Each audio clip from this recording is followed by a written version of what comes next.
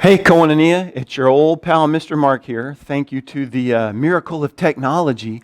I am able to teach at least a portion of this Sunday school class while simultaneously being up to my elbows in the alligators that is our children's ministry program.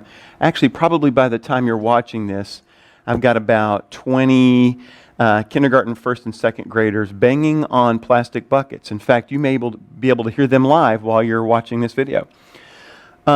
So I wanted to talk to you a little bit about faith development and children. And parents and grandparents often ask me, well, what can they do? What can they do at home? And there's so much you can do at home, because the truth is, even if we see a kid from 9:30 to noon every single week, that's only 2.5 hours out of the week. And the other 6 days and 21.5 hours, they're going to be somewhere else, at school, at preschool, and with their friends, and especially with their families, parents and grandparents. So there's a number of things that we can do and a number of things that we can keep in mind. One important thing is how do kids learn, and what are kids able to learn depending on what age they are. And there's a lot of research on this. And rather than to bog down into all the minutiae, I'll give you some kind of rule of thumb things to keep in mind. So with young children in particular, I would say all the way up to about 3rd, 4th grade, it's very important to keep things as concrete as possible. You may have heard, children are concrete learners. So they'll hear you say metaphorical things like the kingdom of heaven is like a mustard seed, and they can parrot that back. But that doesn't really guarantee that they know what you just said. They just know that you said that, and they can say that back. And which is a little counterintuitive, because we respond so well to the parables of Jesus, where he'll use symbolism, he'll use metaphor or simile. I am the light. You are the light, you are the salt of the earth, or the God's kingdom is like a mustard seed, or the master is like a shepherd, and all these things. Anytime you find yourself talking to a kid and you're using phrases like and as, check yourself a little bit. It's going to be real important to use concrete terms as much as possible. Let me give you an example.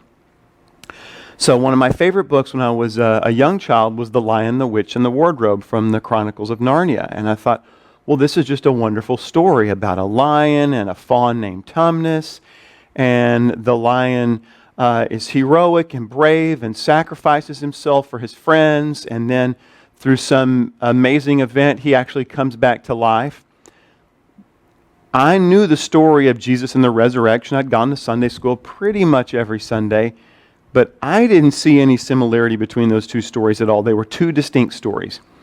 And one day I was watching a cartoon version of the Lion, the Witch, and the Wardrobe, maybe about 4 years later.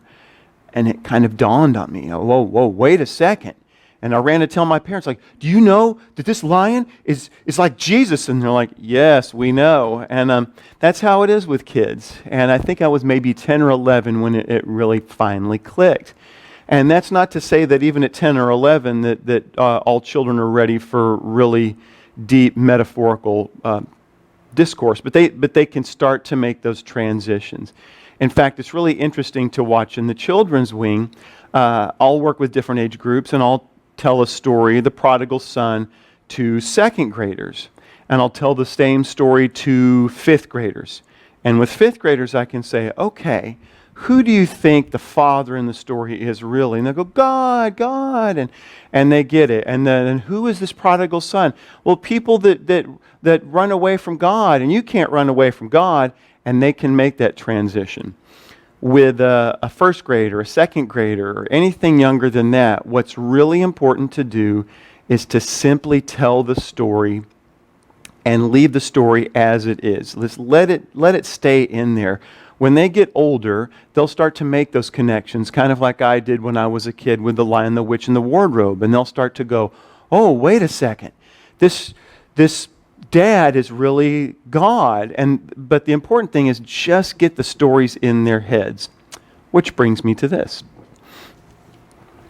This is, so I often get asked, well, Mark, do you recommend a children's Bible And yes, I do. This is the Spark Story Bible. It's actually published by the Lutherans, and it is by far the best. The stories are really simple. There's often a follow-up discussion question after that. The theology is very similar to the Methodism. There's nothing that's just that's crazy. And probably the thing I like the most about the Spark Story Bible is that there's so many stories. You know, with most of the children's Bibles, you get, a couple of dozen stories, and it's the same old ones. It's, David and Goliath, Noah, Jonah, the birth of Jesus, Easter, Palm Sunday, and it's the hits, right? Well, this one has a few hundred stories, and they're great, and they're easy to read.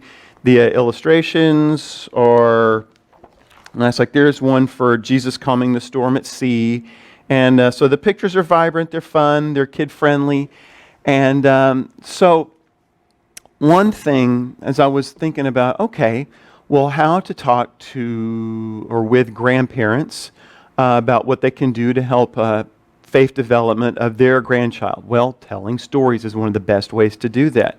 In childhood, two of the most magical phrases are once upon a time and let's play a game. So take the once upon a time approach. When I was a kid and would go visit my grandparents out in Tyler, one of my favorite things to do was to sit in Pawpaw's lap, and he would read to me from Hiawatha. That was our favorite book to bond together. Well, there's absolutely no reason you can't have, the Spark Story Bible there in your comfy chair. And so when your grandchild comes to snuggle in, you can tell the story of the Velveteen Rabbit or the Three Little Pigs or Aesop's Fables, or you can tell a Bible story. And it's not important right now that they can tell you every symbolic reason for this, that, and the other, any more than if you were going with your grandchild to the zoo and say, okay, would you look at that adaptation on the giraffe's neck? Isn't that amazing that through all just look at the giraffe and go, isn't that a neat looking giraffe? Isn't that a really cool animal? And that's enough when they're young. And as they get older, you can really start to unpack the story. So that's a really important distinction.